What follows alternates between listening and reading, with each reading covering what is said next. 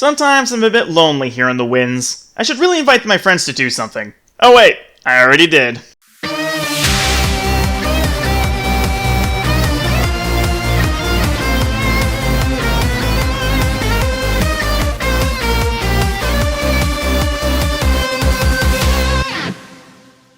Playing single-player games is all well and good, but there's always something special about playing games with others. Bringing friends and family together to enjoy games brings a particular joy that nothing can truly replicate. Now, I'd like to discuss the games I consider my favorites for playing with friends. I know this seems like a broad topic, so let me lay down some rules. I'm looking for games that, while you can theoretically play them alone, they're infinitely more fun when you add friends to them. I'm also looking for games that you can play with friends without needing any kind of outside help to play the game. For example, a game like Marvel Rivals, while you can play that with friends, does require another team to fight against, so it doesn't count. I'm also looking for games that can accommodate more than one friend at a time, so games like one-on-one fighters or Mario sports games won't make the cut either. With all that out of the way, let's look at some good times with friends. Let's roll!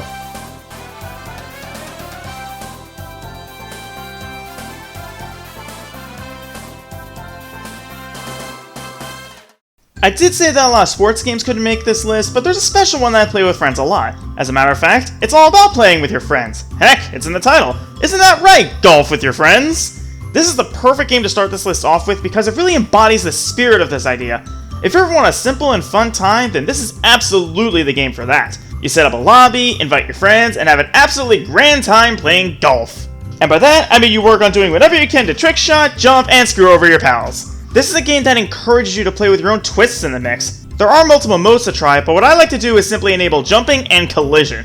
Those two minor things turn what would be a normal game of golf into mass hysteria. With how the courses are designed and the physics being all kinds of jank, it is so much fun to play with friends just to see who can do the best, or who can be the biggest jerk.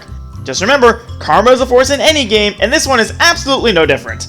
The game is straightforward overall, but that's the beauty of it. It's easy for anyone to pick up and enjoy, but there are enough variables under your control to make the experience of your dreams.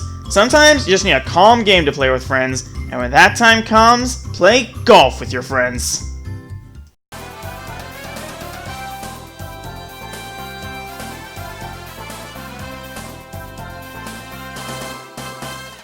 The next game is a bit different, as it isn't a traditional game, but rather a collection of smaller games. And not just one collection either, there are 11 of these collections, and counting. I might not know Jack, but I certainly love Jackbox. This is something I'm sure a lot of you who watch live streams are familiar with. Jackbox is a collection of party games where anyone can join. As long as you have a mobile device and can see the screen of the person hosting, congratulations, you can play Jackbox. This simple setup makes it easy to get people together for games and helps that the games are really fun.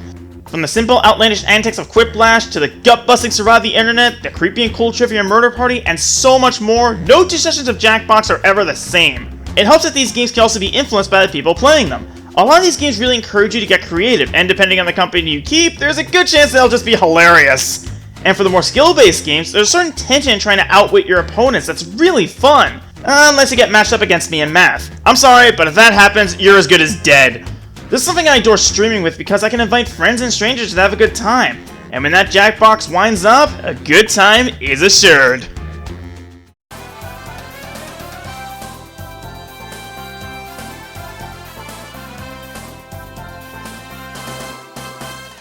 Recently, there's been an influx of new indie games that are centered around cooperation with friends towards a common goal, and the internet has affectionately dubbed them Friend Slop.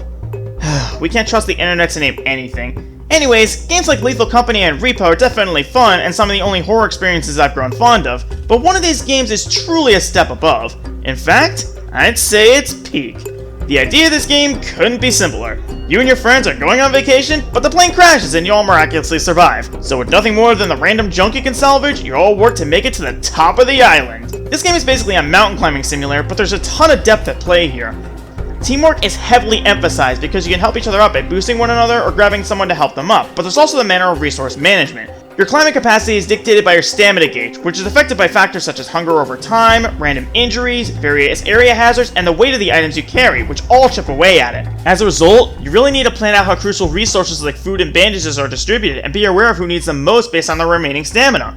This makes conquering the different challenges ahead incredibly satisfying because it's a massive team effort. Everyone contributes in their own way, which means the goal you'll all reach is something everyone can be satisfied with. If there's a mountain in your way, just set your sights on the peak.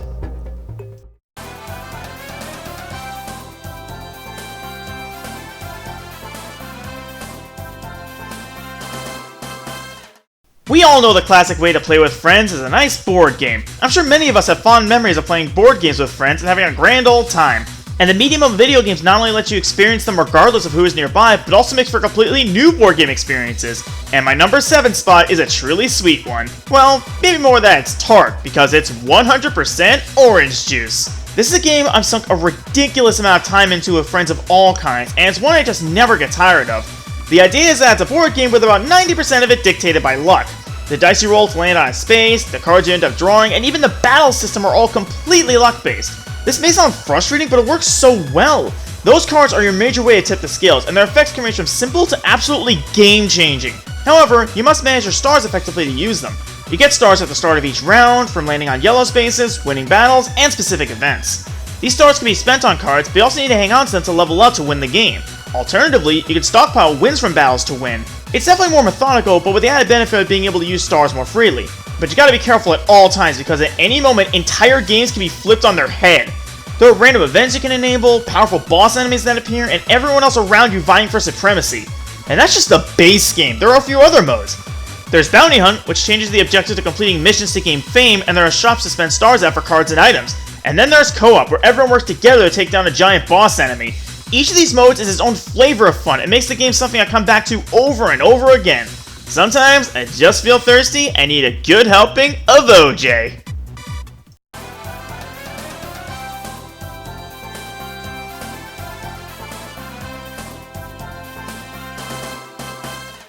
A joy that comes out of playing games with friends is having a good laugh. That feeling where everything comes together in such a way that everyone is happy or is just laughing at someone else's screw up.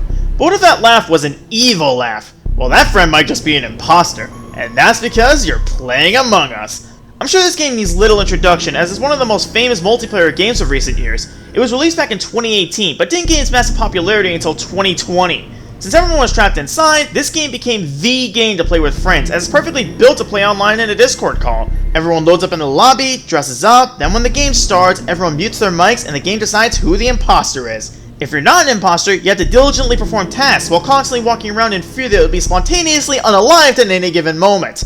It's both engaging and absolutely terrifying. As an imposter, you have to try to blend in and get ready to assassinate everyone, but be mindful to be covert.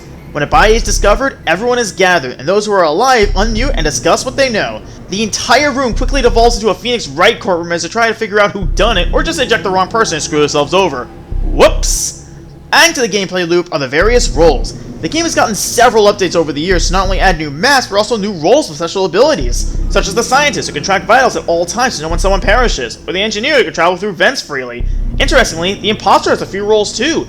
Shapeshifter can play some serious mind games, Phantom can do as the name suggests and disappear, and the new Viper can straight up disintegrate victims! That's terrifying! Even all these years later, Among Us provides an experience that no other multiplayer game truly can. In the vacuum of space, nobody can hear you scream, so watch out.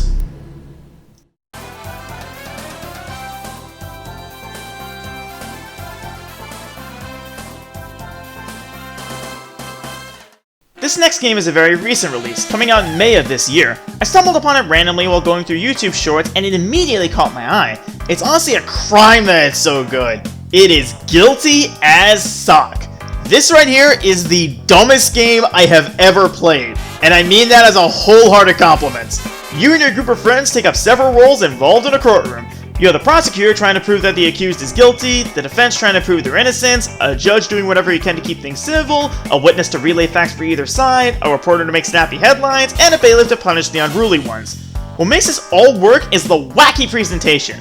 Everyone is a sock puppet. The prosecutor comes up with a name and a crime for the accused. Both lawyers get random evidence to try and present however they can, and things quickly devolve from an actual court case to complete nonsense. The way this game is set up, it's essentially a giant role-playing session with your friends, and if you trade roles after each case, then the game just doesn't get old. He's my next-door neighbor's cousin. Only evil people are tracked bracelets to keep track of them. These evil people who, for example, light people's pants on fire. We now have to clear them. He now has a museum. What? I'm sorry, you're gonna have to speak up, dearie. This is the kind of game that's built to be played with friends, and it'll make you laugh like no other game can. This game is guilty of murder because it is killing it!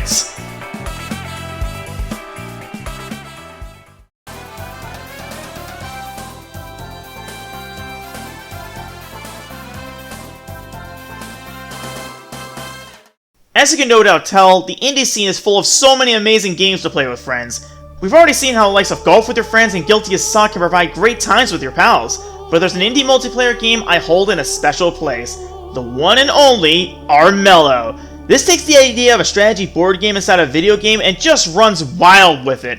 And I mean that quite literally, as you choose your own furry or scaly hero to engage in a battle for the crown of the kingdom. Each hero has their own stats and abilities, which means there are plenty of styles to experiment with. And man, the character design in this game is just immaculate. Sure, each clan has a unifying theme, but the individual aspects of each character's design really help them stick out. When the game begins, you need to work out your strategy and do whatever you can to make it work. Go for your quests to gather prestige and increase your stats. Seize towns and explore dungeons to accrue gold and items. Use the cards you get each turn to try and gain an advantage. Slay the monstrous banes in your way, and when all else fails, attack that band of cohorts ready to stab you in the back! Every action taken in a turn is crucial, and that's what makes this game truly exceptional. This game definitely has a learning curve to it, but there's such joy in learning everything and helping your friends do the same. When I first started, it seemed really daunting, but my friend who introduced me to it helped me understand all the ins and outs so I could do the same for other friends. Every game of Armello is both exhilarating and nerve-wracking, which keeps me coming back. It couldn't take the crown for this list, but it's certainly among the greats.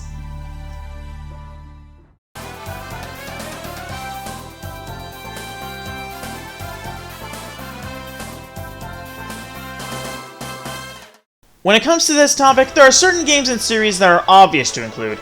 And yeah, I'll be fully transparent here and say that the top 3 are pretty much exactly what you'd expect. But hey, they're the standards for a reason, because it's always fun to play them with friends. And for my number 3 spot, it's the ultimate fighting game. Super Smash Bros. Has always been a paragon of Nintendo multiplayer dating back to the N64 era, and over 25 years later, that is still very true. We all know how the game goes. You pick your favorite character in this massive crossover lineup and just go ham. Sure, you can have one-on-one serious games, but I prefer absolute nonsense. Getting a group of 4 of us together with stage hazards on and items allowed, and making it so it's not a matter of skill, but a matter of survival. The way each character is designed, all the different stages, and how items can have varying effects on the battle at hand makes this less akin to an actual platform fighter and more like a huge party. It's chaotic and wacky, and that's what I love about it. Seeing characters from all kinds of series, both Nintendo and third party, just going at it when you have no idea what's going to happen makes for some of the best times you can play with friends. You may think you have the upper hand, but all of a sudden, it can blow up in your face. Oftentimes, quite literally. This is easily one of my favorite games to stream, especially when it's time to play Random Madness, because why not add another dose of crazy to this pot of insanity? Ultimate is right, because for the Smash Bros. Series, this game is truly everything.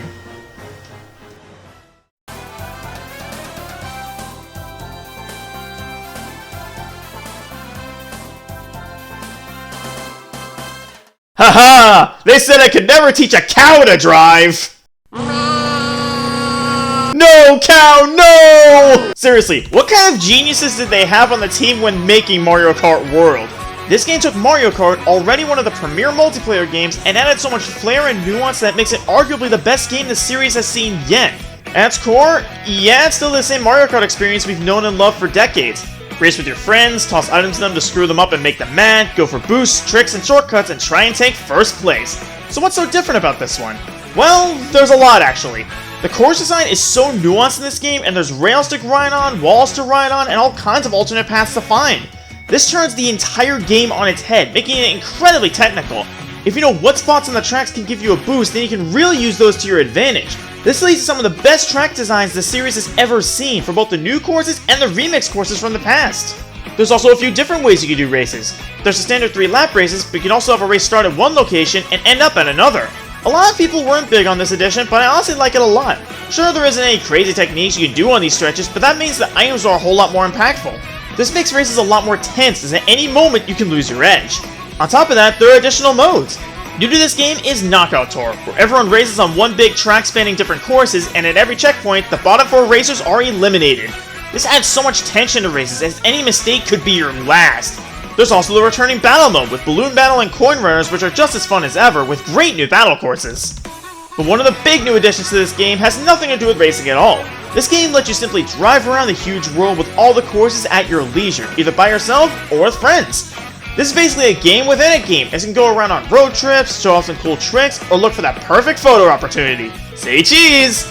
All this put together makes for a phenomenal racing game, and the perfect game to launch with the Switch 2. But there's one game I feel that's the undisputed best to play with friends. Before moving on to number 1, I just want to give a quick mention to Kirby Air Riders. This came out during editing for this list, so I couldn't add it, but I would be remiss if I didn't at least mention it. It's an absolutely stellar time to play with friends, whether it be the classic air ride, the quick top ride, or the ever-exhilarating City Trial. City Trial alone is a mode you can play with friends for hours, and it's worth picking up the game for that alone.